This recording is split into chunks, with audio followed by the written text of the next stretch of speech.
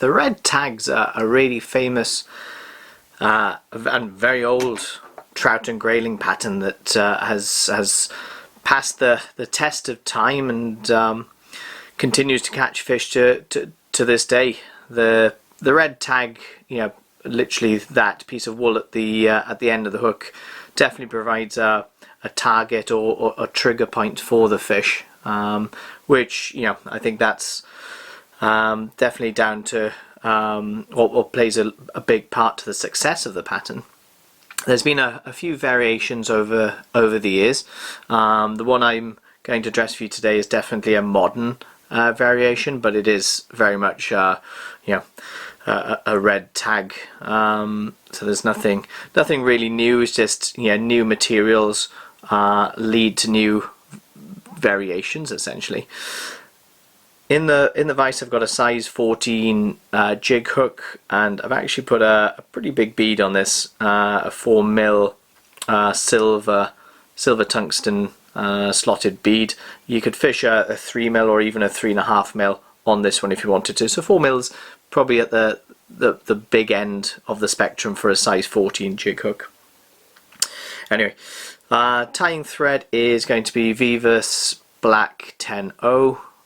You could go slightly finer or slightly thicker if you wanted to, but this will do just the job.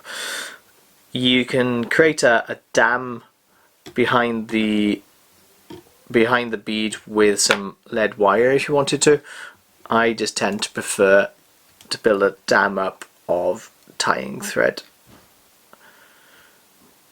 and vary the size, or essentially by varying the size of the bead I'm altering the weight of the fly. So I tend to work with different weights or sizes of beads rather than adding or, you know, taking away lead wire, because essentially then you know what you're working with from a weight perspective, you know, rather than questioning yourself, did I put lead wire in or didn't I, or whatever. So anyway, so I just tend to build up that little dam of thread. Tail, as per the name of the fly, is red. So traditionally it would have been red wool.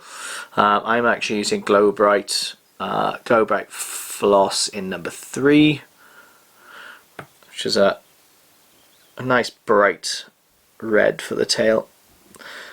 So just catch that in, take it down towards the bend of the hook, and as per most of my flies at this point, I just like to take one turn under just to kick it up slightly and take the thread back down.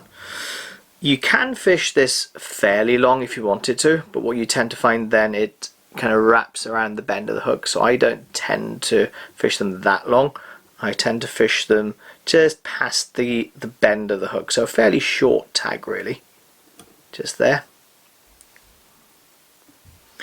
And this the excess, just snip that as close as you can to the body. So take the thread back up, go over those little bumps of the tag of the floss. For the body, black pheasant tail. So you can use, if you haven't got black pheasant tail, use some black dubbing. In fairness, you could probably get away with just using the black thread.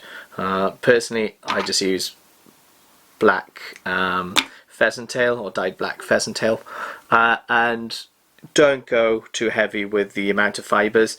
I'm going to use just 3 fibers. What I tend to do is just cut so I strip them from the stalk and then just snip the points. The points tend to be pretty fragile, so you don't want to work too much with the extreme points. Just snip it back a little bit, and then the rib is going to be silver wire. Then all I do is align the end of the silver wire with the end of the pheasant tails, because what I tend to then do is just tie them all in together. So if you see, just align them all so they can be attached in one go. Take it back down to where that tag starts, take the thread back up, so that's nice and secure.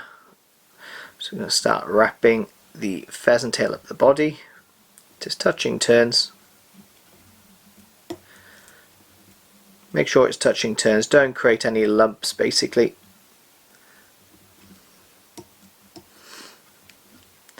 Up towards the thorax, and then just secure it off. A couple of turns, take the thread over the other side, and you can tie back over those bases. Snip it tightly.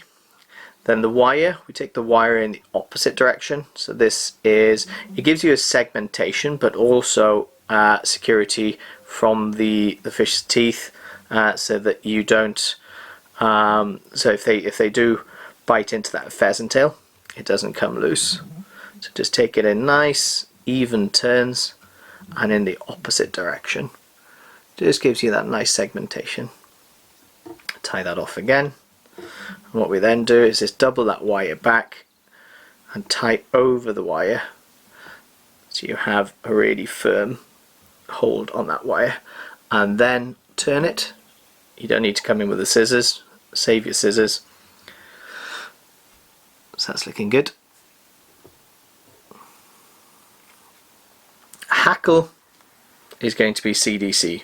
Now at this point you can get fancy if you want to, but again, I prefer to spend less time at the vise and more time on the river. You can use the clips at this point to create a dubbing loop and also all sorts of stuff to dub on this, or to hackle this CDC. You can split your thread, do it that way. There's so many different ways you can actually do this. What I tend to do actually is, again, I avoid all of that fuss and just literally just hackle the CDC. You don't need much of it, literally just a couple of turns.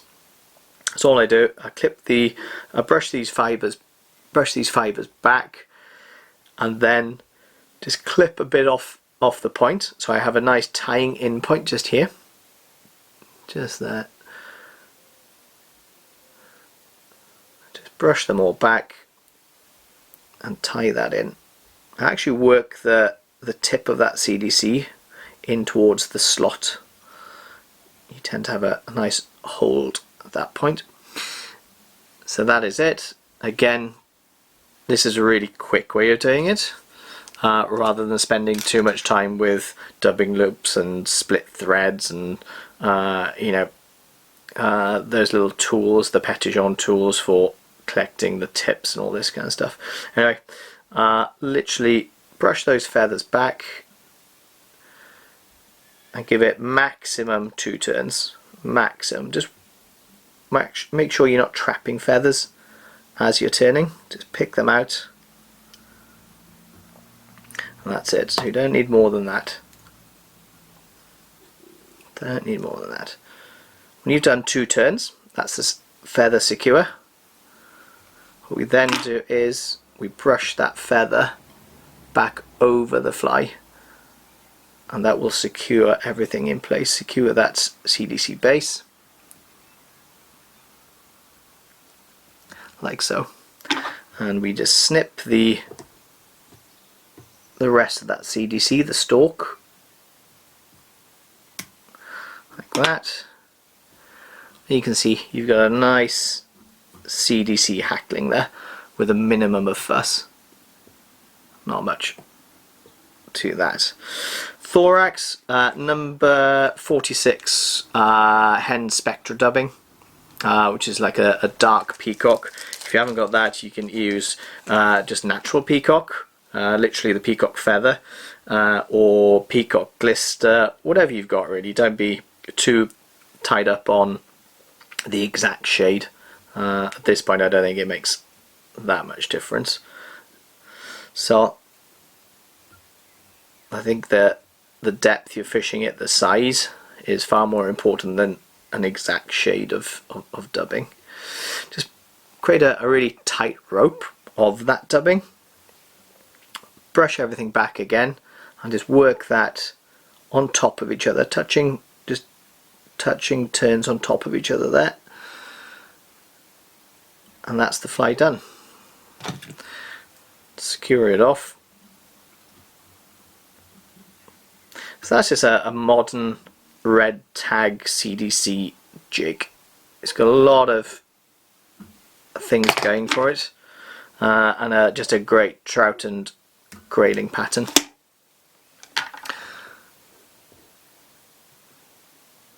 You can also alter, like a really strong orange works well here too, or purple. So don't be, you know, the pattern itself is fairly generic, so don't feel that you have to stick with red in the tail. You can definitely alter that. So there you go. Tie up a few and take them on your next outing. I hope they bring you luck. Tight lines.